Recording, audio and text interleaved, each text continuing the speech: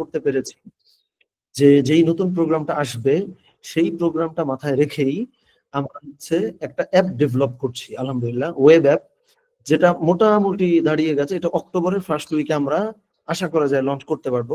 তো আমরা চিন্তা করছিলাম একটু বড় পরিসর লঞ্চ করব, ওইটা এক্সপেন্সিভ, পারাটা মুশকিল এই মুহূর্তে, তবে অ্যাটলিস্ট আমরা এরকম কোনো একটা ক্লাসই হয়তো লঞ্চ করব। ওই অ্যাপটাতে আমরা নতুন যে ব্যাচটা আমাদের আসবে তারা প্রথম 3 থেকে 6 মাস তারা ওইটাতে রেগুলার তাদের ট্র্যাক করবো, আমরা এখানে যারা আছি তারাও ট্র্যাক করব। সো এই ব্যাপারটা আমরা যেন সফলভাবে করতে পারি ইনশাআল্লাহ, এই দোয়া একটু খাস করে করবেন আমাদের জন্য। আচ্ছা, আমাদের রেকর্ডিংটা অন হয়ে গেছে, আমি এবার শুরু করি। তো অ্যাপের মধ্যে আমাদের রেগুলার কোরআন চর্চা, পার্সোনাল গ্রোথ, তারপরে হচ্ছে যে যারা জব করি মানে প্রফেশনাল লাইফে যারা আছে তাদের জন্য আলাদা ট্যাব আছে, যারা স্টুডেন্ট তাদের জন্য আলাদা ট্যাব আছে, যারা আমরা হোম মেকার আছি তাদের জন্য আলাদা ট্যাব আছে।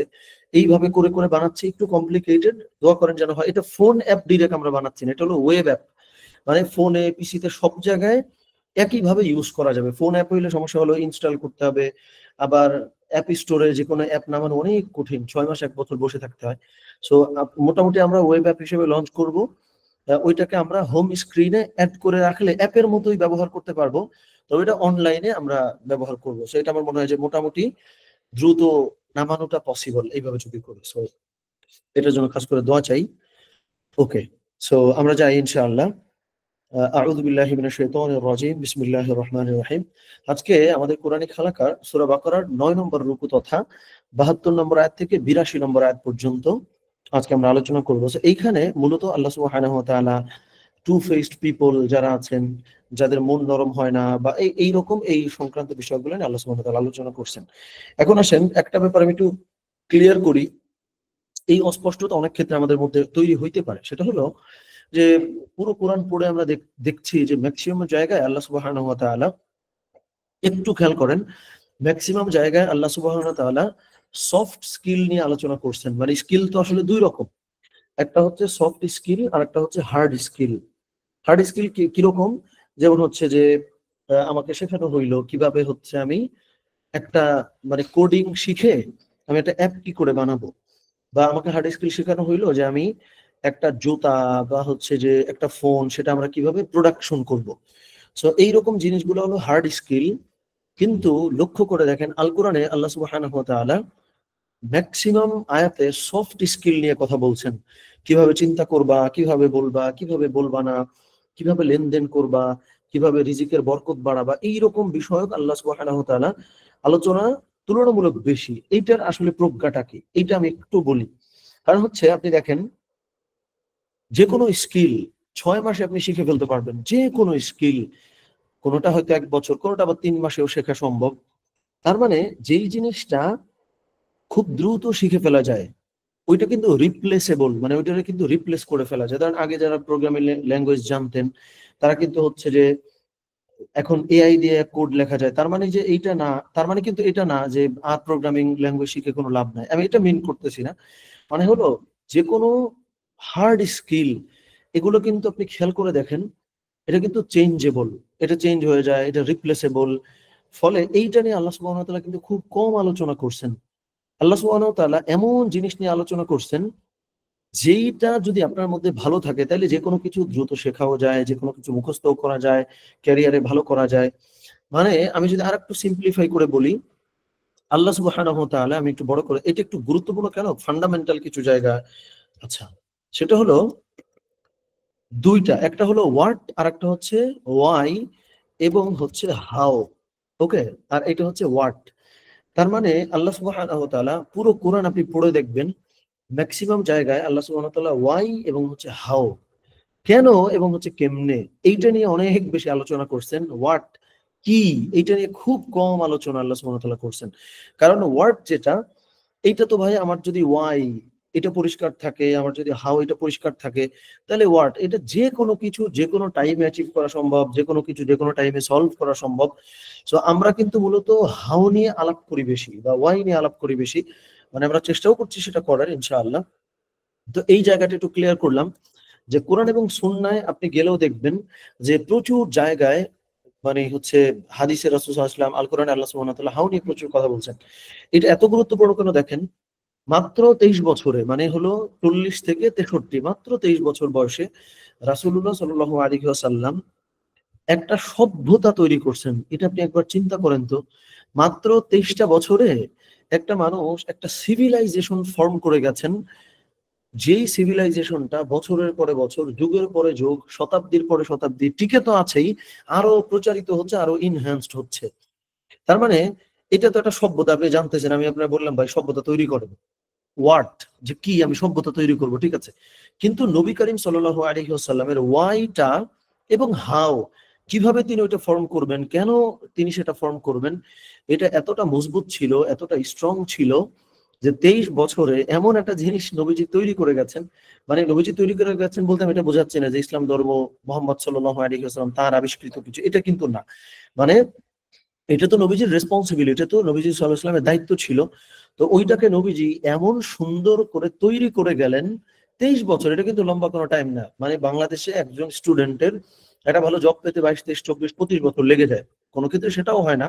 সো এইরকম একটা টাইমের মধ্যে, মানে 40 থেকে 63, 23 বছর এমন একটা সভ্যতা রাসূল সাল্লাল্লাহু আলাইহি ওয়াসাল্লাম তৈরি করে গেলেন, যেটা এখনো পর্যন্ত টিকে আছে। তার মানে হলো সভ্যতাটা ধরেন হচ্ছে ওয়ার্ড, ঠিক আছে, এটা হলো ওয়ার্ড, যে কি নীতি তৈরি করে আমি বললাম হচ্ছে ইসলাম।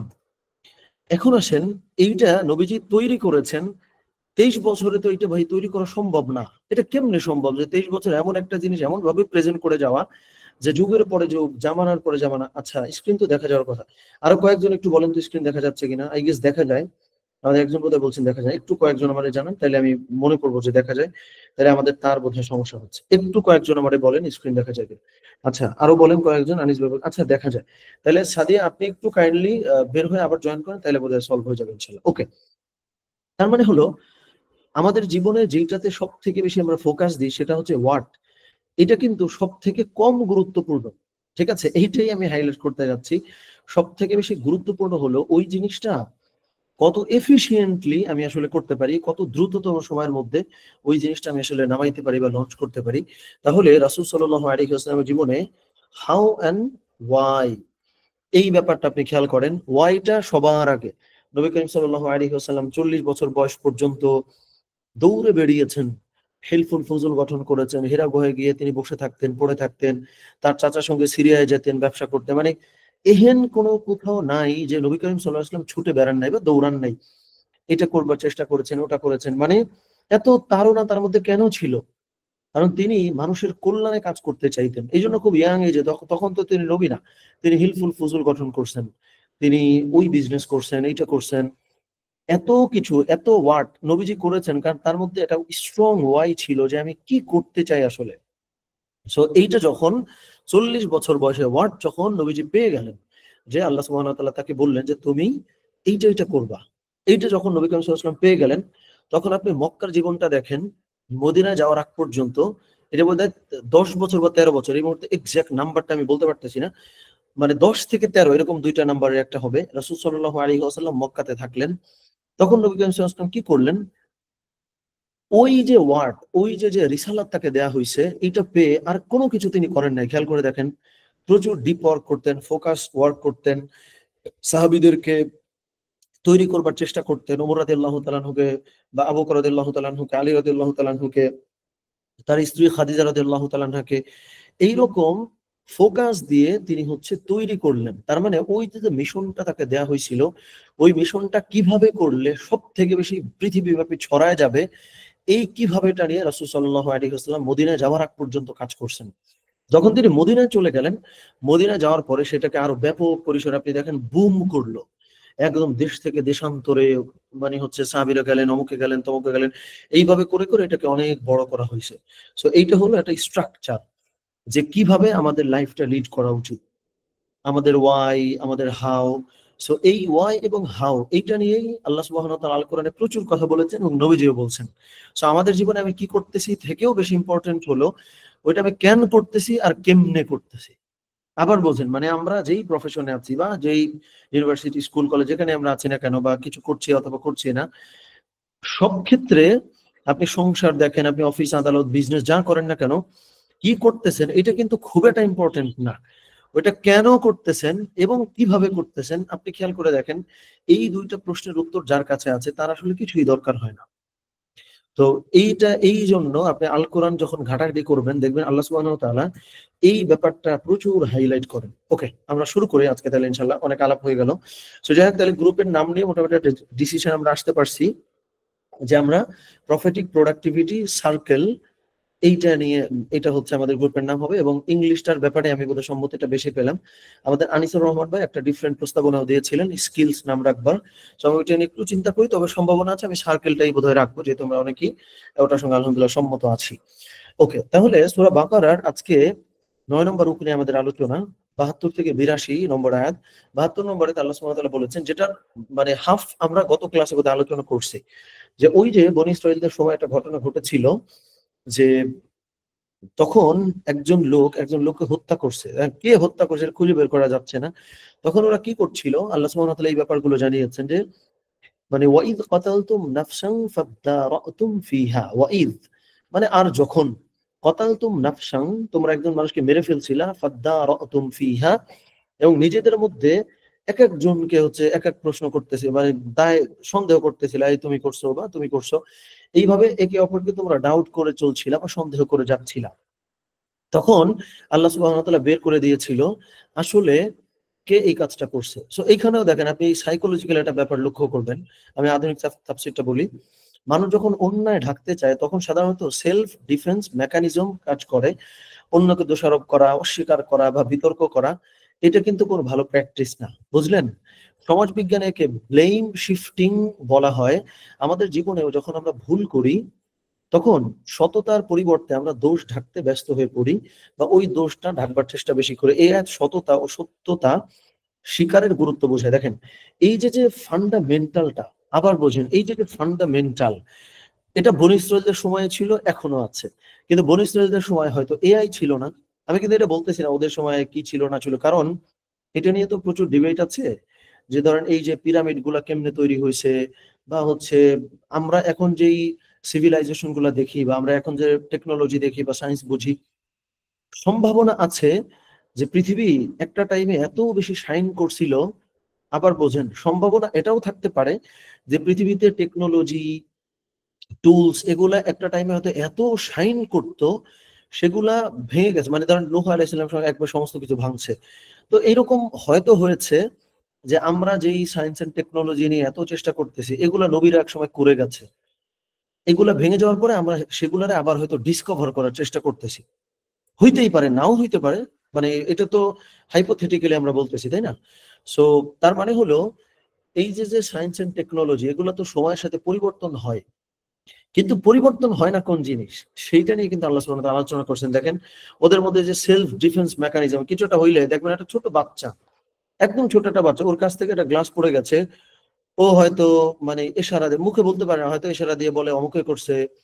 অথবা ধরেন আমার হাত থেকে একটা গ্লাস পড়ে গেছে, আমরা বলতেছি সরি ভাই গ্লাসটা পড়ে গেছে। আপনি খেয়াল করেন এই শব্দটা, আমি আবারও বলি, এটা বড় মানুষদের সাথে মেলে, যে আমরা হয়তো বলতেছি সরি সরি ভাই গ্লাসটা হাত থেকে পড়ে গেছে। আপনি হয়তো মনে করতেছেন যে আমি স্বীকার করলাম গ্লাসটা পড়ে গেছে, কিন্তু দেখেন আমরা শব্দ চয়ন করছি কোনটা, গ্লাস পড়ছে, গ্লাসের হাতে ক্ষমতা আছে, ও পড়ে কেমনে, ওর হাতে তো হাত পা কিছুই নাই।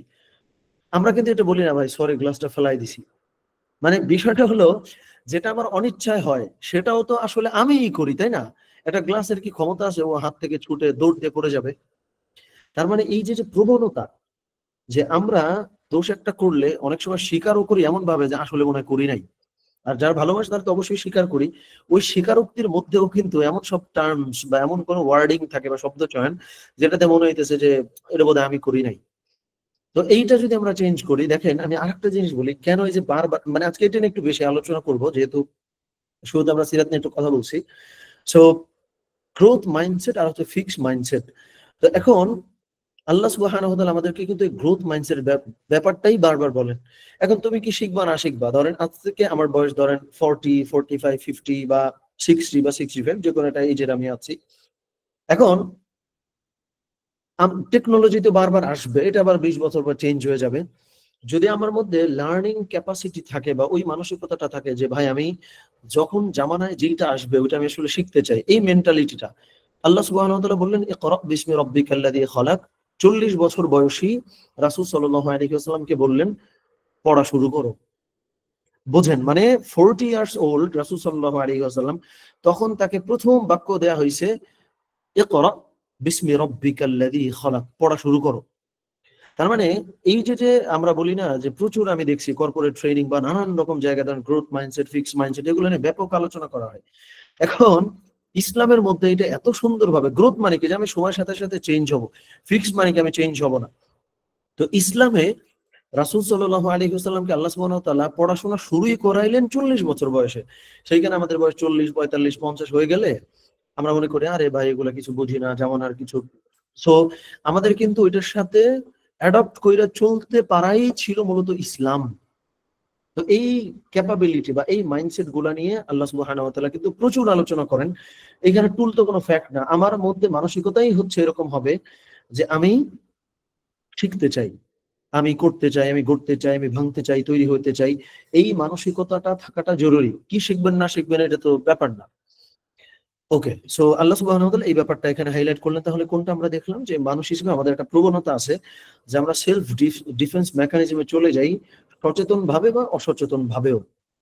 আচ্ছা, তার পরবর্তী আয়াতে আল্লাহ সুবহানাহু ওয়া তাআলা বলছেন যে কিভাবে এই ঘটনাটা, মানে এইটা কিভাবে বেরিয়ে এসেছিল। ওই যে গরুর ঘটনা যেটা আমরা লাস্ট ক্লাসে বলেছি, যে গরু জবাই করতে বলেছে, এরপরে ওটার এক টুকরা মাংস দিয়ে আঘাত করতে বলেছে ওই লোকটাকে। এরপরে আল্লাহ সুবহানাহু ওয়া তাআলা তাকে জীবিত করেছেন এবং তিনি বলে দিয়েছেন কে হচ্ছে আমাকে হত্যা করেছে। এখন গত ক্লাসে আমি যে ব্যাপারটা একটু আলোচনা করছিলাম, এইটার আমরা যেভাবে ভিজুয়ালাইজ করি, এইটাই কি আসলে সবসময় ভিজুয়ালাইজ করা উচিত?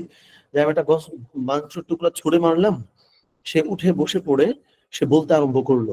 এইখানেও কিন্তু আমাদের চিন্তাটা দুই ভাবে করতে হবে। একটা হলো আল্লাহ সুবহানাহু ওয়া তাআলা নিঃসন্দেহে এটা করতে পারেন, এটা হয়েছে হয়তো। আবার এটাও তো সত্য যে ওই মাংসের টুকরো তার গায়ে ছুঁড়ে মারার পরে তখন হয়তো এমন কোনো একটা কিছু তখন তৈরি হলো বা এমন একটা পরিস্থিতি তৈরি হলো যে এখন বর্তমানে যে হচ্ছে কাউকে হত্যা করে ফেললে এটা কিন্তু মানে ফাইন্ড আউট করা যায় ল্যাবে নিয়ে, যে তারা কি গলায় আঘাত দিয়ে মারা হয়েছে, তারা হচ্ছে কে মারা হয়েছে, সেখানে কোনো ফিঙ্গারপ্রিন্ট আছে কিনা বা নানান রকম জিনিসপত্র। তো আমি জানি না কেন এজ আ মুসলিম আমরা ফিক্স মাইন্ডসেটের মানুষ। মানুষ হাজার হাজার টাকা দিয়ে গ্রোথ মাইন্ডসেট শেখে, যে আমি সময়ের সাথে কেমনে চেঞ্জ হবো বা না হবো ইত্যাদি। অথচ ইসলামের মধ্যে এই জিনিসটাই কিন্তু প্রচুর আছে, ভুরি ভুরি জায়গায় এক্সাম্পলস বা উদাহরণ, যে আমরা ফিক্স মাইন্ডসেটের হব না, আমরা গ্রোথ মাইন্ডসেটের হব। যে কেন আমি এটাই ধরবো যে একটা মাংসের টুকরা ছুঁড়ে মারা হয়েছে, মৃত মানুষটি বসে বলল কে আমাকে হত্যা করেছে, এটা হইতে পারে। এত সরলীকরণ আমরা তো না করলেও পারি, কারণ ওই সরলীকরণ না করলে কি আমি কোরআন হাদিস বিকৃত করলাম না তো? আমাকে তো গভীরভাবে চিন্তাই করতে বলা হয়েছে যে তখন এমন কোনো মেকানিজম হয়তো হয়েছিল যেই জন্য ওই লোকটা এটা বলতে পেরেছে। তো এইভাবে গভীরভাবে আমাদেরকে কোরআন নিয়ে গবেষণা করতে হবে বা চেষ্টা করতে হবে, চিন্তা করতে হবে। এবং তাইলে দুটো ব্যাপার এখানে ফুটে ওঠে। একটা হলো আল্লাহ সুবহানাহু ওয়া তাআলা পিতা ছাড়া সন্তান পৃথিবীতে এনেছেন, এই ঘটনা কিন্তু ঘটেছে। সো তার মানে হলো আল্লাহ সুবহানাহু ওয়া তাআলা কোনো কিছু ছাড়াও মানুষ তৈরি করেছেন, আবার পিতা ছাড়াও তৈরি করেছেন, মাতা ছাড়াও করলেন, আবার পিতামাতা দিয়েও করলেন, আবার পিতামাতা দিয়েও আল্লাহ সুবহানাহু ওয়া তাআলা অনেককে তো সন্তান দিচ্ছেন না। তো এই ব্যাপারটা এইভাবে বড় পরিসরে চিন্তা করার সক্ষমতা অ্যাজ আ মুসলিম আমার মধ্যে কিন্তু থাকা চাই, যে সবভাবে আমি চিন্তা করতে পারি। সো আল্লাহ সুবহানাহু ওয়া তাআলা তৌফিক আমাদেরকে দান করেন। সো এইখানে তাহলে দুটো ব্যাপার, একটা হলো আল্লাহ সুবহানাহু ওয়া তাআলা লাইফ আফটার ডেথ, যে একটা মানুষকে মেরে ফেলার পরেও তাকে জাগিয়ে তুলে তাকে দিয়ে কথা বলানো যায়। আবার এমন কোনো মেকানিজমও করা যায় যার মধ্য দিয়ে হয়তো যে কোনো মৃত ব্যক্তি বা কে কিভাবে ঘায়েল হয়েছে সেটাকে আপনি বের করতে পারবেন। দুটো ব্যাপারই আলহামদুলিল্লাহ আমরা এখান থেকে পেতে পারি। ওকে, তারপরে ৭৪ নম্বর আয়াতে খুব গুরুত্বপূর্ণ একটা আয়াত। এই যে ঘটনাটা আল্লাহ সুবহানাহু ওয়া তাআলা ওদেরকে দেখালেন, এই ঘটনার পরেও কিছু মানুষ ঈমান আনলো যে সুবহানাল্লাহ, আল্লাহ সুবহানাহু ওয়া তাআলা কিভাবে এটা করেছেন বা আল্লাহ সুবহানাহু ওয়া তাআলা করতে পারেন। কিছু মানুষ এই যে দেখেন আয়াতের ভিতরে চলে লম্বা আয়াত, এই কারণে আমরা আরবিটা বললাম না এই মুহূর্তে। আচ্ছা, এইখানে দেখেন তারপর সেটার পরেও তোমাদের অন্তরসমূহ কঠিন হয়ে গেল, তবে তা পাথরের মতো অথবা তারও কঠিন। আর নিশ্চয়ই কিছু পাথর যা অবশ্যই ফেটে সেখান থেকে জলধারা বের হয়, আর নিশ্চয়ই সেগুলোর মধ্যে আছে অবশ্যই যেগুলো বিদীর্ণ হয়। তার মানে হলো এখানে আল্লাহ সুবহানাহু ওয়া তাআলা একটা উদাহরণ দিয়েছেন যে এই ঘটনা যখন ঘটলো, ঘটার পরে কিছু মানুষ ঈমান আনলো যে সুবহানাল্লাহ, আল্লাহ সুবহানাহু ওয়া তাআলা কত কিছু করতে জানেন, কত কিছু করতে সক্ষম। আবার কিছু মানুষ এর পরেও নরম হইল না। সেটাই আল্লাহ সুবহানাহু ওয়া তাআলা বলতেছেন যে কোন কোন পাথরও আসে যেই পাথরগুলো নরম হয়, গলে যায়, কিন্তু কিছু মানুষও আছে যারা গলে না। এই জিনিসটা আমরা বলি না, ওই যে সীমার বলে না, বা এরকম কি যেন একটা শব্দ, সীমার মানে হচ্ছে মানে পাথরের মতো শক্ত, এরকম বোঝায় আসলে। সো কোনো মানুষ কোনো পাথরও পর্যন্ত গলে যায়, কিন্তু কখনো কখনো কোনো মানুষ আসলে গলে না। ওই পাথর থেকেও জলধারা বের হয়। কোনো মানুষ এত কিছু দেখার পরেও তাদের চোখ দিয়ে দুফোঁটা জল বের হয় না। সেটাই আল্লাহ সুবহানাহু ওয়া তাআলা এই ৭৪ নম্বর আয়াতে কিন্তু বলেছেন। সো এখানে দেখেন যে মনোবিজ্ঞানে একে বলে ইমোশনাল ডাম্পনেস। মানে হচ্ছে এই যে দেখেন, অতিরিক্ত পাপ, অবাধ্যতা বা ভোগবাদ মানুষকে সংবেদনশীলতা হারাতে বাধ্য করে। সামাজিক বিজ্ঞান অনুযায়ী এটি মোরাল দিকেই নির্দেশ করে যখন মানুষ অন্যায়কে অন্যায় মনে করে না।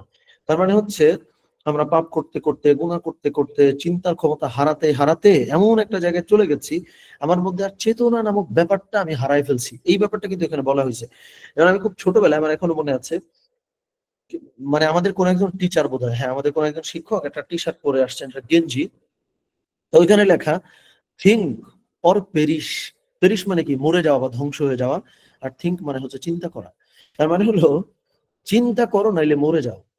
মানে একজন মানুষ হিসেবে, একজন সচেতন মুসলিম হিসেবে এই ক্যাপাবিলিটি আমাদের থাকা চাই, আমরা যেন অ্যাটলিস্ট চিন্তাটা করতে পারি। দেখেন, আমি খুব সম্প্রতি ফেসবুকে একটা লেখা লিখছিলাম, এই লেখাটা বোধহয় আমাদের কারোর সামনে যাওয়ার কথা না, এর অল্প কয়েকজন মানুষ বোধহয় দেখছিল, যে আমাদের প্রত্যেকটা মানুষের চিন্তায় সৎ হওয়া জরুরি। যেমন অনেক সময় আমার কাছে একটা জিনিস দেখলে খারাপ লাগে, বা হচ্ছে একটা কমেন্ট করে ফেলাই, বা নানান রকম কিছু বলে ফেলতেছি, ওইটা বলার আগে বা বলার পরেও আপনি চিন্তা করতে পারেন, আপনি যখন কমেন্টটা করলেন আসলেই কি চিন্তায় আপনি সৎ ছিলেন? আর কোনো কিছু না। এটা আমি আর একটু কঠিন ভাষায় বলি, চিন্তার ক্ষেত্রে ইনসাফ আমরা বজায় রাখতে পারি কিনা, এইটাই ডিফাইন করে দিবে আপনি আসলেই জীবনে কি করবেন, আপনার জীবনের সমস্যা না সমস্যা। যে আপনার জীবনে যা ঘটতেছে, জাস্ট আপনি চিন্তায় সৎ নাকি না, এই প্রশ্ন কইলেন, আমার ধারণা আমাদের জীবনের 60 to 70% প্রবলেম সলভড। সো আল্লাহ সুবহানাহু ওয়া তাআলা আমাদেরকে চিন্তায় সজীবতা দান করেন, চিন্তায় আমাদেরকে সৎ হওয়ার তৌফিক দান করেন, যেটাই যে বনী ইসরাঈলদের মধ্যে কিন্তু ছিল না। ওরা মানে পাথরের চাইতে অনেক কঠিন হয়ে গেল। ওকে, তারপরে আল্লাহ সুবহানাহু ওয়া তাআলা বলছেন, তবুও কি তোমরা বিশ্বাস করবে না যে তোমাদের মানে, আচ্ছা তবুও কি তোমরা আশা করো যে তোমরা বিশ্বাস করবে, অথচ তাদের মধ্য থেকে অবশ্যই একটা দল, আচ্ছা এইখানে মানে কি আমি একটু বলে দেই, এটা মানে হচ্ছে কিছু মানুষের ব্যাপারে এরকম আছে যে তাদের ব্যাপারে আর আসলে আশা করা যায় না যে তারা ভালো হবে বা তারা ঈমান আনবে। এই কথা আল্লাহ সুবহানাহু ওয়া তাআলা একটু ভাঙায় দিয়েছেন পরে, যে কিছু মানুষ এমন আছে যে তুমি তারে যায় যেই কথাটা বলবা অলরেডি সেটা জানে, তুমি তারে যে যেটা বোঝাবা অলরেডি সেটা বোঝে, তুমি এখন যেটা বলবা এটাও সে জানে। একটা পর্যায়ের পরে তারে আর তুমি আশা করতে পারো না যে সে বিশ্বাস করবে। এটার মানে কিন্তু এটা না যে আমরা দাওয়াতি কাজ করব না। নিঃসন্দেহে দাওয়াতি কাজ করব। কিন্তু মানুষের একটা লেভেল আছে। একটা লেভেলের পরে ওই যে খতামাল্লাহু আলা কুলুবিহিম ওয়া আলা সামঈহিম, এই ব্যাপারটা কিন্তু এখানে আছে। এবং দেখেন এটা কেন গুরুত্বপূর্ণ, এই জায়গাটাতে আপনি আসেন। এরপর তারা ওটার যা অনুসরণ অনুধাবন করে, পরবর্তীতে সেটা বিকৃত করে, অথচ তারা জানে। তার মানে হলো, ধরেন আমার আপনার পরিচিত কেউ একজন আছে, সে মানে একটা ব্যাখ্যাকে খুব চরমভাবে বিকৃত করে নিজের মতো করে এটা সে ইউজ করে বা এটাকে ব্যবহার করে। এখন একটা মানুষ ধরেন সে জানে না, তারা কিন্তু আপনি চাইলে চেঞ্জ করতে পারবেন। কিন্তু যেই মানুষটা এই যে এই পয়েন্টটা একটু লক্ষ্য করেন, যেই মানুষটা অনুধাবন করে, সে বুঝছে, বোঝার পরে প্ল্যান করে, প্রোগ্রাম করে, ইচ্ছা করে, বিকৃত করে তারপরে সেটা প্রেজেন্ট করে, এই এই মানুষগুলারে কিন্তু আপনি চেঞ্জ করতে পারবেন না। তো এটা হচ্ছে বিষয়, যেটা আমি অন্যান্য ক্লাসে অনেকবার হয়তো বলছি, যে গত ১ বছরে আমরা এরকম মানুষ খুব কম পাবো, যে মানুষগুলো একটা বড় অপরাধ করেছে, বা যে মানুষগুলো যাদেরকে সাপোর্ট করতো তারা প্রকাশ্য দিবালোকে ভয়ানক রকম সব পাপের কাজ করছে, কিন্তু তার মধ্যে কোনো অনুশোচনা আপনি দেখবেন না। আপনি খেয়াল করেন, তার মধ্যে কোনো অনুশোচনা পাবেন না। কেন পাবেন না? আমি একটা কারণ বলি। একটা তো সে খতামাল্লাহু আলা কুলুবিহিম, এটা কিন্তু সত্য। আরেকটা খুব গুরুত্বপূর্ণ সত্য, এই ৭৫ নম্বর আয়াতে আল্লাহ সুবহানাহু ওয়া তাআলা বলছেন যে এটা ও বুঝে, বুঝার পরে ওইটারে বিকৃত করে ফেলে। মানে ও জানে যে এই ঘটনা বাংলাদেশে ঘটছে, ঘটার পরে ওইটার একটা ভিন্ন জাস্টিফিকেশন ও তৈরি করে, যে এই ঘটাটা এই কারণে সহি। তার মানে দেখেন, ও জানার পরে যখন ওইটার বিকৃত করে ফেলতেছে, তারে আপনি আর চেঞ্জ করতে পারবেন না। ওই ব্যাপারটাই আল্লাহ সুবহানাহু ওয়া তাআলা কিন্তু এখানে বলেছে। যেখানে আমরা বলছি, এই খুব সুন্দর এই শব্দটা একটু বুঝুন, ডেটা ম্যানিপুলেশন। এটার মানে কি? আপনি একটা সত্য খুব সুন্দরভাবে জানেন, জানার পরে আপনি যখন চিন্তা করতেছেন, ওই যে একটু আগে আমি বললাম, একটু বোধহয় কঠিন হইতেছে আজকের আলোচনা, বাট আই হোপ আপনারা বুঝবেন ইনশাল্লাহ। খুব একটা কঠিন হওয়ারও কথা না, যেহেতু আমরা রেগুলারলি ক্লাস করছি। ওকে, সো বিষয়টা হলো আপনি একটা ইনফরমেশন জানেন, আপনার কাছে একটা তথ্য আছে। এখন আপনি যখন চিন্তায় সৎ না, বুঝেন, যখন আপনি চিন্তায় সৎ না, ওই যে একটু আগে বললাম চিন্তাতেও আমাদের আসলে ইনসাফ মেনটেন করা দরকার। যখন আপনি চিন্তায় সৎ না, তখন আপনি কি করতেছেন, ওই ডেটারে ম্যানিপুলেট করতেছেন। আর যখনই আমরা ডেটা ম্যানিপুলেট করলাম, তখন আর আমার সঠিক পথে আসার কি নাই, কোনো চান্স নাই। কারণ ওই চিন্তার জায়গায় আমি আসলে সৎ না। আমি খুব বিস্মিত হই, আমার ইউনিভার্সিটি, আমার মানে আমি তো জার্নালিজম পড়ছিলাম ঢাকা ইউনিভার্সিটিতে। সো ওইখানে আমি আমার কিছু বন্ধুরে চিনি যারা নিজেদেরকে প্রচুর ধরেন প্রোগ্রেসিভ মনে করে। আমি ফার্স্ট ইয়ার থেকে দেখছি তারা খুব চিন্তাশীল, তারা পাঠচক্র করে বা নানান রকম জিনিসপত্র করে। এখন তাদেরকে দিয়ে আমি ভাবি না এরকম অদ্ভুত কিছু জিনিসপত্র আমি খুব রিসেন্টলি দেখলাম। এই যে ডাকসু ইলেকশন হলো ঢাকা ইউনিভার্সিটি বা বিভিন্ন জায়গায়। তো এর এর এর কয়েকজনের সাথে আমার অনেক বিতর্ক হয় মাঝে মধ্যে বসলে। তো আমি ওদেরকে একটা সিম্পল প্রশ্ন করি যে, বন্ধু তুমি আমার একটা প্রশ্নের উত্তর দাও, তুমি আমার যা বলতেছো আমি সব মানলাম, কিন্তু তুমি আমার যখন এই মন্তব্যটা করলা বা এই কথাটা যখন বললা, তুমি আমারে বলো যে তুমি কি চিন্তায়, তোমার চিন্তায় তুমি শতভাগ ইনসাফ মেনটেন করে বা চিন্তার জায়গায় সব থেকে আমার এই কমেন্টটা করলা। তখন ওরা অনেকে চুপ হয়ে যায়। কারণ কি, চিন্তায় সৎ থাকলে আপনি সবকিছু অনেক ভালোভাবে করতে পারবেন, এমন একটা ফিল্টার আল্লাহ সুবহানাহু ওয়া তাআলা আপনাকে দান করবেন।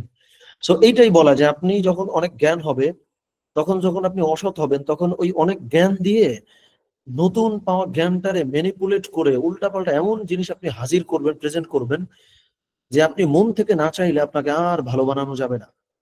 কোনো ডেটা দিয়ে, কোনো আয়াত দিয়ে, কোনো হাদিস দিয়ে আপনাকে আর ভালো বানানো যাবে না। চিন্তার জায়গায় আপনার ম্যানিপুলেশন তৈরি হয়ে গেছে। এইটাই হচ্ছে আমি বলতে চাইলাম আর কি। এই ব্যাপারটা কিন্তু বনী ইসরাঈলের খাসলতের মধ্যে আসলে ছিল। সো এইটা আমরা ৭৫ নম্বর আয়াতে আলহামদুলিল্লাহ পেলাম, ৭৫ নম্বর আয়াতে আলহামদুলিল্লাহ দেখলাম। ওকে, ৭৬ এবং ৭৭ নম্বর আয়াতে যদি আমরা দেখি, আমরা একটু আধুনিক তাফসীরে চলে যাই। আমরা যে প্রথমে একটু লম্বা আলোচনা হয়ে গেছে, এই জায়গাগুলো একটু লক্ষ্য করেন। আল্লাহ সুবহানাহু ওয়া তাআলা বলতেছেন যে যখন ওরা যারা ঈমান আনছে তাদের সাথে ওদের সাক্ষাৎ করে, ওই যে মুনাফিকদের যে আচরণ শুরুর দিকে ছিল, যে তখন ঈমানদারদের সাথে যখন মিলিত হয় তখন বলে যে, আরে এটা তো, আমরা তো তোমাদের সাথেই আছি। আবার যখন ওরা ওদের নেতাগোতাদের কাছে যায়, তখন যায় বলে, আরে আমরা ওদের সাথে মিশতাছি, যে ওদের বিরুদ্ধে কাজ করতে পারি। ওকে, তারপরে আবার আল্লাহ সুবহানাহু ওয়া তাআলা বলছেন যে, আর ওরা কি জানে না যে ওরা যা গোপন করে এবং যা প্রকাশ করে সবই আল্লাহ জানেন। সো এই যে ওরা যে কাজটা করে, মানে তথ্যের মানে অপব্যবহার বা নানান রকম, এই যে এখানে আছে আমি শুরুতে যেটা বলছেন দেখেন, এই যে ডাবল স্ট্যান্ডার্ড বা ডুয়াল পার্সোনালিটি, এই ধরনের জিনিসগুলো যারা আসলে করে, দ্বিমুখী জীবন মানুষকে ভেতর থেকে ধ্বংস করে দেয়। সত্যিকারের উন্নতির জন্য চরিত্রের সততা ও এক রূপতা প্রয়োজন। এই এক লাইন জানলেই তো হয়ে যায়। একটু আগে যেটা বললাম যে, চিন্তায় যদি আমরা সততার প্র্যাকটিসটা করতে পারি, চরিত্রে যদি সততার প্র্যাকটিসটা করা যায়, তাহলে আপনি দেখেন না, মানে এখন তো আমি সরাসরি জনে জনে হয়তো জিজ্ঞেসটা করতে পারতেছি না। আপনি লাস্ট ১ মাস বা ২ মাসে যা কিছু ফেস করছেন, নিজেরে আপনি একটু ব্যাক ট্র্যাকে যেয়ে প্রশ্ন করেন যে, আমি কি চিন্তায় আসলে অনেস্ট ছিলাম? একটা সিদ্ধান্ত নেওয়ার আগে আমি যে ভাবছিলাম, সেই ক্ষেত্রে কি আমি অনেস্ট ছিলাম? এই ব্যাপারটা যদি আমরা খুঁজে বের করতে জানি, আশা করা যায় প্রচুর জায়গায় আমরা অনেক এনহ্যান্সড হব। আমাদের জিনিসগুলো অনেক সুন্দর হয়ে যাবে ইনশাআল্লাহ। ওকে, তারপরে ৭৮, খুব আমরা একদম শেষের দিকে আলহামদুলিল্লাহ চলে আসছি। ওকে। সো এখানে আর তাদের মধ্য থেকে কিছু নিরক্ষর যারা মিথ্যা আকাঙ্ক্ষা ছাড়া কিতাবের কোনো জ্ঞান রাখে না, আর নিশ্চয়ই তারা কেবল অনুমান করে। এটার মানে কি বলেন তো? এটার মানে হচ্ছে তারা মনে করে আরে ভালো কিছুই হবে, দূর অত ভাবার দরকার নেই। এরকম কিছু মানুষ আছে না? আরে ভাই যা হোক তা হোক। ধরেন এই যে আমি আমি কিন্তু অনেককে বলি যে আমরা তো প্রোডাক্টিভিটি নিয়ে কাজ করি। সো ডিজিটাল প্রোডাক্টিভিটি, এই যে বর্তমানে যে নিউ এরা এআই টেকনোলজি বা নানান রকম জিনিসপত্র আসছে।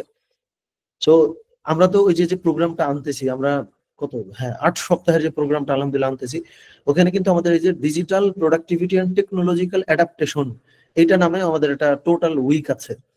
তো ধর নরমালি যখন এটা নিয়ে আলোচনা করা হয়, অনেকে বলে আরে ভাই এগুলা আসছে আবার চলে যাবে। এটা কিন্তু আসলে হইল না।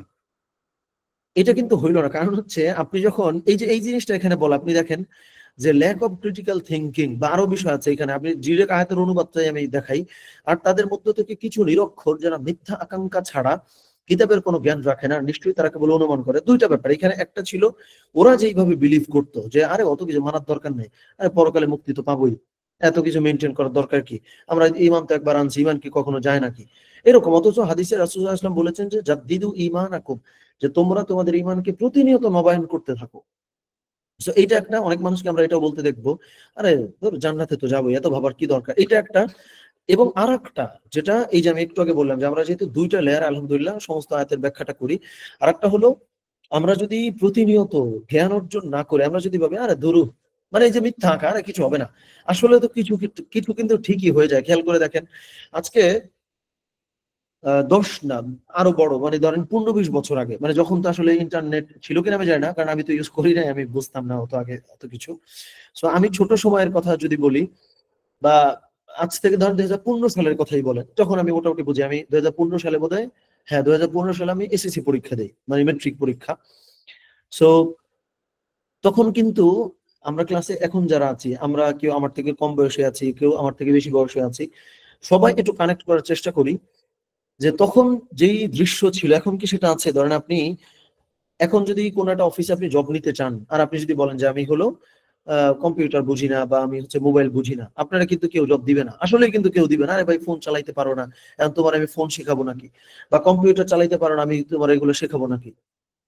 আপনি জাস্ট অপেক্ষা করেন, বেশি না 1 থেকে 1.5 বছর যাক, 1.5 বছর পরেই আপনার জিজ্ঞেস করবে ভাই তুমি কি এই জানো নাকি, এই না জানলে আপনার জব দিবে না। কারণ হচ্ছে এখন আজকে 10 জন মানুষ কোনো অফিসে যদি লাগে, 2 বছর পরে 2 জন লাগবে, 5 জন। কোন 2 জন বা 5 জন, যেই 2 জন এআই জানে। তার মানে হলো প্রতিনিয়ত এই মিথ্যা আকাঙ্ক্ষা বা আরে ধরো, আরে হবেই তো, কিছু হবে না, এই ধরনের যে ফেলাসি বা এই ধরনের মাইন্ডসেট একজন মুসলিমের এটা কিন্তু থাকা যাবে না। এইটা আল্লাহ সুবহানাহু ওয়া তাআলা আমাদেরকে এই জায়গা থেকে হেফাজত করেন। ওকে, তারপরে হলো এই আয়াতটা যদি আমরা দেখি, অতএব তাদের জন্য দুর্ভোগ যারা তাদের হাত দিয়ে কিতাব লেখে, এরপর সেটার বিনিময়ে সামান্য মূল্য। আচ্ছা, এই আয়াতের মানে কি, আয়াতের মানে একটু আগে দেখেন, এই যে আমরা এখানে যেটা বলেছিলাম যে ওরা ডেটা ম্যানিপুলেট করে। আচ্ছা, আর পরে এটা যে ওরা একটা তথ্য জানে, জেনে এরপরে হচ্ছে ওরা ওদের মতো করে ওটাকে বিকৃত করে, নিজেদের কিতাব লিখে মানুষের সামনে প্রেজেন্ট করে নিজেদের অথরিটি ধরে রাখার জন্য। সো এই প্র্যাকটিসটা যারা করে তাদের জন্য ধ্বংস বা দুর্ভোগ, সেটা আল্লাহ সুবহানাহু ওয়া তাআলা জানিয়েছেন। আচ্ছা, এই যে একটু আগে তো আমি বললাম, দেখেন এই যে এই জিনিসটা এখানেই আছে, যে এটি ম্যানিপুলেশন অফ অথরিটি, মানে এই যে ম্যানিপুলেশন যারা করে তাদের ব্যাপারে আল্লাহ সুবহানাহু ওয়া তাআলা বলছেন যে তোমার চিন্তায় সৎ না থেকে তুমি উল্টাপাল্টা ব্যাখ্যা বানায় টানায় তুমি হচ্ছে মানুষকে দিবা, বা হচ্ছে যে তুমি চিন্তায় সৎ থাকবা না, তাদের জন্য দুর্ভোগ বা তাদের জন্য ধ্বংস, সেই ব্যাপারটা আল্লাহ সুবহানাহু ওয়া তাআলা বলেছেন। তারপরে হলো এই যে ওরা দেখেন, এই যে ওই যে একটু আগে বললাম না, ওরা যে আশাটা করতো, আর তারা বলো নির্দিষ্ট কিছুদিন ছাড়া আগুন আমাদেরকে স্পর্শ করবে না। বলো তোমরা কি আল্লাহর কাছে কোনো প্রতিশ্রুতি নিছো, ফলে আল্লাহ কিছুতেই তার প্রতিশ্রুতি ভঙ্গ করবেন না, নাকি আল্লাহর ব্যাপারে তোমরা তা বলতেছো যা তোমরা জানো না। আবার দেখেন, অবশ্যই যে মন্দ উপার্জন করে এবং যাকে তারা বেষ্টন করে, তাহলে ওরাই আগুনের অধিবাসী, তারা সেখানে চিরস্থায়ী ভাবে থাকবে। এটা মানে কি, এই যে ওরা মিথ্যা আশা করতো যে আরে ধরো ওই যে ঈসা আলাইহিস সালামের ওই যে যে ব্যাপারটা, ওরা বলতো আরে আমাদের শাস্তি তো হয়েই গেছে, আমরা আমরা তো জান্নাতে যাবোই, আর আগুনে যদি জ্বলিও অল্প কিছুদিন আগুনে জ্বলা, এরপর সমস্যা নাই, আবার তো আমরা জান্নাতে যাবোই। এইটাই আল্লাহ সুবহানাহু ওয়া তাআলা বলতেছেন, মানে রাসূল সাল্লাল্লাহু আলাইহি ওয়াসাল্লামকে বলতেছেন তোমরা জিজ্ঞেস করো ওরা যেগুলো বলতো, বা এই যে যে চিন্তা, ওরা কি আল্লাহর কাছ থেকে কোনো ওয়াদা নিয়ে আসছে যে অল্প কিছুদিন আল্লাহ জ্বালায় ওদেরকে জান্নাতে দিয়ে দিবে, নাকি ওরা এমন কিছু বলতেছে আল্লাহর ব্যাপারে যেটা ওরা জানেই না। তো তার মানে এই ব্যাপারটা, এই যে একটু আগে যেটা বললাম এটার সাথে আপনি মিলান, যে আপনি যে ফিউচার নিয়ে এত করেন, আপনি কি ফিউচার জানেন নাকি? আপনি যদি সময়ের সাথে অ্যাডপ্ট না করেন, আপনি আসলেই তো ধ্বংস হবেন। কারণ ফিউচারে গিয়ে আপনি হচ্ছে কোনো কমিটমেন্ট তো কারো কাছ থেকে নিয়ে আসেন নাই। তো এই ব্যাপারে আল্লাহ সুবহানাহু ওয়া তাআলা আমাদেরকে সচেতনতা দান করুন। খুব আনফরচুনেট একটা ব্যাপার হইতেছে যে অ্যাজ আ মুসলিম, ধরেন এই যে আমি কি বলা যায়, আল খাওয়ারিজিমি, তার নাম আমরা জানি, ইবনে ইবনে সিনা রহমাতুল্লাহি আলাইহি তার নাম জানি। তার মানে ধরেন যেই মানুষগুলোকে নিয়ে আজকে আমরা প্রাউড ফিল করি, তারা কিন্তু টেকনোলজি, সায়েন্স এগুলোর পথিকৃৎ ছিলেন বা পায়োনিয়র ছিলেন, তারা শুরু করতেন। সেখানে কি হয়েছে, আগের যুগে মুসলিমরা নতুন টেকনোলজি আসলে সবার আগে আগাই যাইতেন, আর বর্তমানে আমরা মুসলিম হিসেবে সবার আগে পিছায় যাই। এটা একদম মিলায় নেন আপনি আপনার ডান বামে তাকাইলে। আগের যুগে নতুন কোন টেকনোলজি আসলে মুসলিমরা দৌড় দিয়ে আগায় যেত, আর এখন সবার আগে আমরা পিছায় যাই। তো এই জায়গা থেকে আল্লাহ সুবহানাহু ওয়া তাআলা আমাদেরকে হেফাজত করেন। যেমন এই দেখেন খুব সুন্দরভাবে এই জিনিসটা আমরা বলছি, একটু বড় করি। মনোবিজ্ঞানে এটিকে ডিনায়াল অফ কনসিকুয়েন্স বলে। আরে দূর, কোল্ড ড্রিঙ্কস খাইলে কি হয়, আরে দূর একদিন পিজা খাইলে কি হয়, আরে একদিন বার্গার খাইলে কি হয়, এটা বলি না। দেখেন এই যে ডিনায়াল অফ কনসিকুয়েন্স, যে এইটার যে কনসিকুয়েন্স আছে, এইটাকে ডিনাই করাটা তো ভাই বনী ইসরাইলদের স্বভাব, এটা তো মুসলিমদের স্বভাব হইতে পারে না। তো এই ব্যাপারটা আমরা সূরা বাকারার এই যে আয়াতটা বললাম আমরা ৮০ থেকে ৮১ নম্বর আয়াত, এখান থেকেও কিন্তু এই ব্যাপারটা আলহামদুলিল্লাহ আমরা পাই। এবং সর্বশেষ যেটা এটা হচ্ছে আজকে শেষ, যে আল্লাহ সুবহানাহু ওয়া তাআলা রিওয়ার্ড ঘোষণা করছেন। এই যে দেখেন কি সুন্দর এন্ডিং, যে পুরো ব্যাপারে আল্লাহ সুবহানাহু ওয়া তাআলা সচেতন করলেন, মানে আদেশ করলেন, নিষেধ করলেন, নেচার বুঝাইলেন, সাইকোলজি বুঝাইলেন। এরপর আল্লাহ সুবহানাহু ওয়া তাআলা বললেন সুন্দর করে যে ঈমান আনে, মানে যার বিলিফ ঠিক আছে, আমলে সলেহ করে। আমলে সলেহ মানে কিন্তু ভালো কাজ না, বাই দ্য ওয়ে, এটা আমি আগে একদিন ব্যাখ্যা করছিলাম। আমরা অনেকে আমলে সলেহ বলতে বুঝি হলো সৎ কাজ, এটা কিন্তু মিথ্যা কথা। আমলে সলেহ মানে হলো যথাযথ কাজ। এখন যথাযথ কাজ আর সৎ কাজের পার্থক্য কি? নফল নামাজ পড়া এটা কিন্তু সৎ সৎ কাজ, এটা কিন্তু ভালো কাজ। কিন্তু অফিস আওয়ারে অফিসের কাজ না করে নফল নামাজ পড়া, এটা কি ভালো কাজ হইলো নাকি? তার মানে ভালো কাজও কখনো কখনো কিন্তু যথাযথ হবে না। সো আমলে সলের মূল মানেটা আমরা প্রচুর ঘাটাঘাটি করছি। এই অনুবাদ তো আমাদের নিজেদের তৈরি করা, আলহামদুলিল্লাহ আমরা একটা কোরআন তো তৈরি করেছি, মানে কোরআন মিন্স কোরআনের অনুবাদ তৈরি করেছে আর কি, এটা বলছিলাম আগেও হয়তো। সো এরপরে আমরা আমলে সলেহ রাখছি, কারণ এটা এত ব্যাপক শব্দ যে এটার ডিরেক্ট কোনো একটা বাংলা আসলে করা যায় না, করলেই ছোট হয়ে যায় অর্থটা। সো যেহেতু আপনাদেরকে আমি পেয়েছি যে আমি ডিরেক্ট বলতে পারতেছি। সো আমলে সলে মানে কিন্তু যথাযথ কাজ, মানে যখন যেই কাজটা করা দরকার, ঠিক আছে? এখন মানে কাউকে ছুরি দিয়ে পোজ দেয়া, এটা কি কোনোদিন কোনো ভালো কাজ নাকি? কিন্তু অপারেশন থিয়েটারে পোজ দেওয়াটাই কিন্তু ভালো কাজ, মানে যথাযথ কাজ। সো যথাযথ কাজই তো ভালো কাজ। ফলে ভালো কাজ কখনো কখনো তো যথাযথ না। তো আজকে অনেক কঠিন করে ফেলতেছি কিনা আমি জানি না। সো যাই হোক, এটা হচ্ছে বিষয়। তাহলে যারা ঈমান আনে, মানে যাদের বিশ্বাসটা ঠিক আছে, ওকে, মানে কি যারা চিন্তায় সৎ, আমি এতক্ষণ যা বললাম একটু মিলাই দিই। ঈমান আনে মানে যারা চিন্তায় সৎ, আমলে সলেহ, মানে যখন যেই সময়ে যেই যুগে যেই টাইমে যেই পরিবেশে যেই কাজ করা দরকার সেটাও করে, চিন্তায় সৎ, এরাই জান্নাতের অধিবাসী। আল্লাহ সুবহানাহু ওয়া তাআলা এই তৌফিক আমাদেরকে দান করেন। এই যে দেখেন এখানে পজিটিভ রিইনফোর্সমেন্ট, মানে জান্নাতের কথা আল্লাহ সুবহানাহু ওয়া তাআলা বলেছেন। সো এই ব্যাপারগুলো আল্লাহ সুবহানাহু ওয়া তাআলা আমাদেরকে অর্জন করার তৌফিক দান করেন। এটা হচ্ছে আমাদের বলা। সো এই জায়গাগুলো নিয়ে আমরা আগামী ৭ দিন স্টাডি করব, পড়াশোনা করব। আসলে কি আমার অনেক সময় থাকলে আমি প্রত্যেক দিনই মনে হয় বসতাম, এটা তো খুব কঠিন প্রত্যেকদিন বসাটা। তো যাই হোক, লিস্ট একদিন তো আমরা বসছি। সো অন্যান্য দিন আমরা নিজেরা বসবো, অন্য কোনো দিন আমরা ফ্যামিলি নিয়ে বসবো, কোনোদিন অফিসের কলিগদেরকে নিয়ে বসবো। এইভাবে করে করে ব্যাপারটা এরকম হোক যে সেন্ট্রাল, মানে সেন্ট্রাল জায়গা থেকে কথা কথা ধরেন আমরা বসলাম কয়জন, আবার আমরা প্রত্যেকটা মানুষ নিজ জিম্মাদারিতে আমরা এই কোরআন চর্চাটা করলাম। দেখেন আমি অনেক আগে এটা করতাম, এটা আহ কে কে জানে আমি শিওরলি বলতে পারতেছি না, আমাদের কোনো কোনো ভাই বা বোন বোধহয় জানে আজকের ক্লাসে যারা আছি, যারা একদম শুরুর দিকে যেই ব্যাপারটা হাইলাইট করতাম, যে আপনি কয়জনের সাথে এটা নিয়ে আলোচনা করছেন। তো এটা পরবর্তীতে আর জিজ্ঞেস করা হয় নাই। সো কয়জনের সাথে আলোচনা করছেন মিনস এই যে আমি আলাপ করলাম ১ ঘন্টার কাছাকাছি প্রায়, তো আপনি সপ্তাহে কয়জনের সাথে এগুলো নিয়ে আলোচনা করছেন, এটা কিন্তু খুব গুরুত্বপূর্ণ। এটা করলে কি হবে, এই কোরআনটা আপনি একদম ছড়ায় দিলেন, সুবহানাল্লাহ। এই চেষ্টাটা আমরা ইনশাআল্লাহ করব। সো আমরা চেষ্টা করব সুযোগ হলে গ্রুপেও আমরা যদি পারি অ্যাড করতে, যেহেতু আমরা উইকে একদিন বসি, আবার এইটা নিয়ে আপনি নিজেও ইনশাআল্লাহ আলোচনা করতে পারেন। এই চেষ্টাটা আমরা করব। আল্লাহ সুবহানাহু ওয়া তাআলা আমাদেরকে তৌফিক দান করেন। সো এবং আজকে যা কিছু আলোচনা হইলো এই ব্যাপারেও আল্লাহ সুবহানাহু ওয়া তাআলা যা কিছু নেওয়ার সেগুলো নেবার, যা কিছু ভুল ত্রুটি ছিল সেগুলো থেকে আমাদেরকে হেফাজত করেন। আমিন। আমরা মোটামুটি আলোচনা এই পর্যন্ত শেষ করলাম। আমি দেখি যে আমাদের কোনো প্রশ্ন আছে কিনা বা কোনো অস্পষ্টতা আছে কিনা। আমরা একটু চ্যাট বক্সে বোধহয় বলতে পারি আমরা আজকে এতক্ষণ যে আলোচনা হইলো এটা নিয়ে আমাদের যদি কোনো কমেন্ট থাকে বা এটা নিয়ে যদি কোনো মন্তব্য থাকে, আমার মনে হয় আমরা করি ইনশাআল্লাহ। যদি কোনো ফিডব্যাক বা কোনো মতামত যদি থাকে আমরা একটু চ্যাট বক্সে বোধহয় লিখে জানাতে পারি। আচ্ছা, একটু দেখি আমাদের কোনো প্রশ্ন আছে কিনা, যদি কোনো প্রশ্ন থাকে।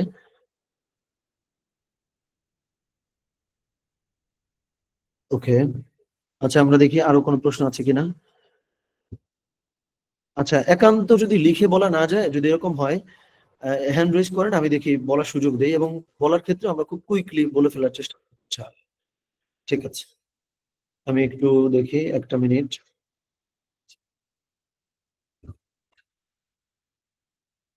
জি, আসসালামু আলাইকুম ওয়া রাহমাতুল্লাহ। আমাদের মুরসালিনা বোধহয় হ্যান্ড রেজ করেছেন। জি, আপনি আনমিউট করে বলতে পারেন ইনশাআল্লাহ। আমি চ্যাট বক্সের প্রশ্নগুলো উত্তর দিবানে। যে তাহমিনা উদয় বলছেন যে আলেমদের তো এই বিষয়ে ভিন্ন মত, টেকনোলজি, আচ্ছা এটা নিয়ে আমি বলবানে। তাহলে আমরা আপাতত একজনের প্রশ্নটাই নেই ভয়েসে। জি, আসসালামু আলাইকুম ওয়া রাহমাতুল্লাহ। জি, মুরসালিনা মাহবুব আপা, হ্যাঁ আপাই বোধহয় হবেন। যে আপনি আনমিউট করে প্রশ্নটা করেন ইনশাআল্লাহ। জি, আসসালামু আলাইকুম ভাইয়া। জি, ওয়ালাইকুম আসসালাম ওয়া রাহমাতুল্লাহ। জি ভাই, আমার কিছু কোশ্চেন ছিল। লাস্টের ক্লাস থেকে একটা কোশ্চেন আছে। জি সেটা হচ্ছে যে আপনার 62 নম্বর আয়াতে যেটা ছিল স্টার্টিং এ, যে ইন্নাল্লাযীনা আমানু। সো এইখানে কিন্তু আপনার বিশ্বাসের মানে বিলিভারদের কথা বলা হয়েছে। সো এটা কি আসলে মানে যারা মুসলমান তাদের কথাই বলছে অনলি? ওকে, এটাই তো প্রশ্ন, পার কোনো প্রশ্ন আছে কি নাকি এটাই? না, এইটাই এবং আছে, এবং পরের বার যখন আবার বিশ্বাসের, একবারে ইনশাআল্লাহ বলি, জি। আচ্ছা সবগুলি কোশ্চেন একসাথে করব। আচ্ছা, সো বলেন এটা ছিল আপনি কি মনে রাখতে পারি কিনা, জি। ওকে, এটা ছিল ফার্স্ট কোশ্চেন, যে এইটা কি আসলে আমরা যে জন্মসূত্রে মুসলমান কথাটা এটা বোঝানো হয়েছে কিনা আর কি, বিশ্বাসীদের কথা। আর ওকে, সেকেন্ড কোশ্চেন হচ্ছে যে আপনি বলতেছিলেন যে ভাই পিডিএফ গুলোতে ভোকাবুলারি দেয়া থাকবে, কিন্তু আমি দেখতেছি যে গত কয়েকটা পিডিএফ, আই থিঙ্ক আজকেরটাও কোনো ভোকাবুলারি লিস্ট নাই। হ্যাঁ হ্যাঁ, আজকেরটা সহ লাস্ট দুইটা হবে, টোটাল তিনটায় তাহলে ছিল না। হ্যাঁ, এটা ছিল না, রাইট, হ্যাঁ। আচ্ছা আচ্ছা, আর একটা কোশ্চেন ছিল, সেটা হচ্ছে যে আমি কি আসলে কোরআন মাজিদের একটা কপি ইউজ করতে পারবো লেখার জন্য? মানে ধরেন কোরআন মাজিদের ভিতরে আমি কিছু কিছু শব্দ বা পয়েন্টস লিখে রাখি যদি পাশে। অসুবিধা নাই, তবে পেন্সিল দিয়ে করলে ভালো, তার নতুন নতুন চিন্তা আসে তো। এটা করেন, অসুবিধা নাই। মানে এটা নিয়েও অনেকে বলেন যে এটা করা যাবে না, কারণ হচ্ছে মানে ইন্টেনশন ম্যাটার্স। মানে ছোট বলে আমি আপনার ডিরেক্ট বলে দিচ্ছি, তার প্রথমটা একটু বোধহয় লম্বা হইতে পারে, এখানে আমি এটা রাখছি। সো মানে আপনি দাগাইতে পারবেন, সমস্যা পেন্সিল দিয়ে ওলামায়ে কেরাম পরামর্শ দেন। আর যারা বলেন একদমই করা যাবে না, তারা আসলে ওই চিন্তা থেকে বলেন যে কোরআন লেখা, আসলে কি আপনি কোরআন লিখতেছেন না তো। সো ইন্টেনশন ম্যাটার্স ম্যাটার করে আর কি, জি। আচ্ছা, আর একটা হচ্ছে একটা সাজেশন, সেটা হচ্ছে যে গ্রুপের নামটা ইসলামিক সার্কেলও করা যায়, যেহেতু এখানে আমরা কোরআনটা নিয়েও আলোচনা করতেছি প্লাস প্রফেটিক লাইফস্টাইল নিয়েও আলোচনা করতেছি। সো কম্বিনেশনে that is actually Islam. So Islamic circle করা যাইতে পারে, জাস্ট আ সাজেশন। ওকে, ইনশাআল্লাহ, জি। তারপরে জি, আর একটা জিনিস যেটা আমি একটু বলতে চাই, সেটা হচ্ছে আপনি যে এই যে থটের ব্যাপারে বলতেছিলেন, যে আমাদের চিন্তার ভিতর যে অনেস্টি জিনিসটা, সো এটা আসলে একটা বড় জিনিস। আমি যদি একটু ছোট্ট করে আমার লাইফের একটা এক্সাম্পল দিই, সেটা হচ্ছে যে আমি যখন লাস্ট সেমেস্টারে ইউনিভার্সিটিতে পড়তেছিলাম, তো আমার একটা অ্যাসাইনমেন্ট জমা দিতে আর কি দেরি হয়ে যায়। সো আমি চিন্তা করতেছিলাম যে স্যারকে কিভাবে বলা যায়। সো অনেকবার চিন্তা করতে করতে দেখতেছি আমি যেটাই বলতে চাচ্ছি ওটাই মিথ্যা হয়ে যাচ্ছে, যেটাই বলতে যাচ্ছি ওটার ভিতরেই মিথ্যা চলে আসতেছে। সো লাস্টে চিন্তা করলাম ঠিক আছে, তাহলে আমি মিথ্যা বলবোই না, সত্যিটাই বলে দিই। তো আমি উনাকে বললাম যে আমি আলসেমি করার কারণে আসলে অ্যাসাইনমেন্টটা ঠিক মতো টাইমে জমা দিতে পারতেছি না। সো উনি আমাকে বলছে ইটস ওকে, আপনি যখনই পারেন তখনই জমা দিয়ে দিন। সো ওই যে অনেস্টির যে চিন্তাটা আমার থটের ভিতর মাশাআল্লাহ, খুবই ভালো এক্সাম্পল। হ্যাঁ, মানে আপনি মনে করছিলেন যে সৎ থাকলে তো বিপদে পড়বে, আসলে কিন্তু বিপদে পড়েন নাই, মানুষ পড়েও না বিপদে আসলে। জি জি জি জি জি ভাইয়া, এটা এটা হচ্ছে একটা বড় জিনিস, যে আমরা যদি আসলে সৎ সৎ বলতে পারি, আসলে আমরা কিন্তু বিপদে পড়ি না, কিন্তু আমরা নিজে থেকেই যেটা সত্যি কথা বলা যায় ওখানেও শুধু শুধু বানাই মিথ্যা কথা বলি। আর আরেকটা কোশ্চেন আমার ছিল, সেটা হচ্ছে যে আপনি যে ব্লেম শিফটিং এর যে ব্যাপারটা আমরা বললাম, যে আপনার সেলফ ডিফেন্সের যে ব্যাপার, সেখানে হচ্ছে যে অনেক সময় ধরেন মানে আমি যদি কোনো সিচুয়েশনটাকে আবার রিফ্লেক্ট করি ওটার উপরে, যে একটা জিনিস ঘটে গেছে একজনের সাথে, তখন আমি চিন্তা যদি অনেক গভীরভাবে চিন্তা করি, তখন দেখি প্রথম অবস্থায় দেখছি যে না, ভুলটা আসলে ওই লোকটার ছিল। কিন্তু পরে যখন আমি বেশি অ্যানালাইজ করি তখন দেখি যে না, আসলে ভুলটা তার ছিল না, মানে দুইজনেরই ভুলটা ছিল। আমি যদি চেষ্টা করতাম ওটাকে আসলে ঠিক করতে পারতাম, মানে আমার রিয়াকশনটা হয়তো একটু বেশি হয়ে গেছিল। সো এটা, so but most of the time আমরা কিন্তু অন্যের উপর ব্লেমটা দিই, বাট অনেক ক্ষেত্রে হয় কি, যে আমি যখন স্বীকার করি যে না দোষটা আসলে আমার ছিল, তখন দেখা যায় যে আর একটু বড় বিপদে পড়ে যাচ্ছি। তো এই সিচুয়েশন গুলো আসলে কোন সিচুয়েশনে কি করা উচিত বা কিভাবে আসলে জিনিসটা হ্যান্ডেল করা উচিত, এইটাই আর কি। আচ্ছা, মাশাআল্লাহ, জাযাকুমুল্লাহ। আপনি মিউট করে ফেলেন, আসলে আমি একটু বলি। জি প্রথমত জি। লাস্টে যেটা বললেন, এইটার ক্ষেত্রে আসলে মিউট করে ফেলেন, প্রশ্ন তো বোধহয় এইটুকুই না। আচ্ছা, প্রথমত লাস্ট যেটা, যে এইটা কিভাবে রিজলভ করা যায়, এটার জন্য সরাসরি রিজলভ করার কোনো ওয়ে নাই। কারণ হলো আপনার এই যে চিন্তা, হ্যাবিট, এই জিনিসগুলো আসলে একবারে হয়ও না। কিন্তু মজার ব্যাপারটা হচ্ছে আপনার এটা হবে, কেন হবে, এই রিয়েলাইজেশনটা মূলত আপনাকে চেঞ্জ করবে। তো যখন এটা হয়, একটা কাজ করবেন, এই ইনসিডেন্ট গুলার পরে, মানে ওই মুহূর্তে আপনার ভালো হওয়ার দরকার নাই, কিন্তু ইনসিডেন্টটা যখন হয়ে গেল তখন আপনি নিজে থটফুলি এই জিনিসটা করবেন। এটাও আসলে এই যে চিন্তা সব থাকার মতো কাইন্ড অফ। সো এটা যদি আস্তে আস্তে প্র্যাকটিস করেন, প্র্যাকটিস করতে করতে করতে করতে এটা সাবকনসিয়াসলি আপনার হ্যাবিটে চলে যাবে। যেমন ওই যে এটা আমি 2-3টা ক্লাস আগে মেবি বললাম, যে একটা বাচ্চা, আমরা মনে করি কি যে আমরা খাবার খাওয়ার পরে হাত যে ধুই, কেন ভুলে হাত তো পকেটে যায় না কোনো সময়। এটার জন্য কোনো এফোর্টও তো দেওয়া লাগে না। এখন মনে হতে পারে ভাই এটা তো অটোই যায়, কিন্তু একটা ছোট বাচ্চা ওর কি অটো যায় না? ওর তো অটো যায় না। ও কিন্তু পকেটে হাত দেয়, গেঞ্জি মানে মাখায় ফেলায়, ড্রেস নষ্ট করে ফেলায়। ওরে বারবার বারবার বলতে হয় না বাবা এটা করা যাবে না, ওর হাত নিয়ে যাই। তার মানে হলো দেখেন, যেই জিনিস আজকে আমাদের সাবকনসিয়াসলি হয়, মানে জিরো এফোর্টে যে কাজগুলো করি, ওইটার পিছনে হয় আমি এফোর্ট দিছি, কেউ আমার জোর করে এফোর্ট দেওয়া হয়েছে।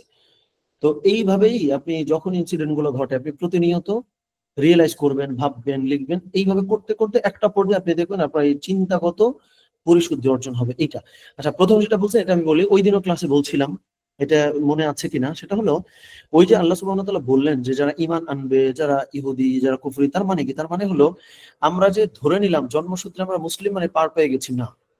মানে হলো, মানে মান আমানা বিল্লাহি, ইট মিনস তুমি অলরেডি যা সব নাকচ হয়ে গেল, তোমার এখন হইতে হবে। এই কারণে ধরেন কুল্লু মাউলুদিন ইউলাদু আলাল ফিতরা, যে প্রত্যেকটা বাচ্চা তার ফিতরাতের উপরে জন্মায়। হোয়াট ডাজ ইট মিন? এর মানে হলো যে একটা বাচ্চা ছেলে মারা গেলে তার হুকুমও কিন্তু ভালো, ওর কি কোনো দোষ আছে নাকি? ও যখন ম্যাচিউরড হইতেছে, ও যখন বড় হইতেছে, তখন ওর সারাউন্ডিং ওরে নষ্ট করে। অ্যাজ আ মুসলিম আমরা যখন ম্যাচিউরড হই তখন হয়তো আমাদের সারাউন্ডিং আমাকে ভালো করতেছে। That's the difference.